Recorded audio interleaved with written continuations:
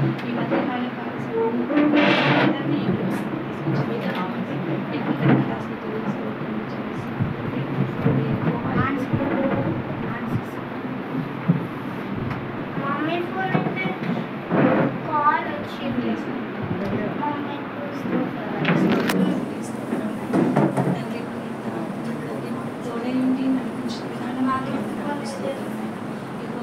పట్టించని వాడి ప్రయాసం వ్యర్థము అని చెప్తున్నావు తండ్రి.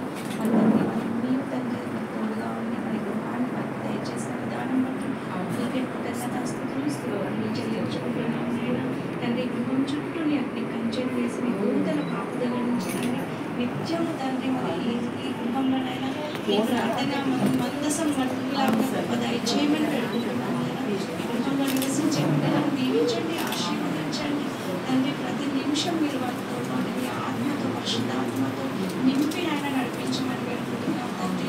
నిత్యము ఈ స్థలంలో తండ్రి మరి ప్రార్థనలు జరుగులాగా తండ్రి స్తుతి యాగంలో జరుగులాగా గొప్ప చూపించమని పెడుకుంటున్నాం తండ్రి.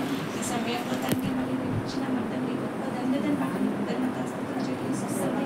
వారి జీవితకాలం అంతా నీ సాక్షులుగా తండ్రి మరి ఉండులాగా నీ గొప్ప దయచేయమని ఎత్తబడే గుంపులో మరి అందరూ ఉండులాగా నీ గొప్ప దయచేయమని తండ్రి.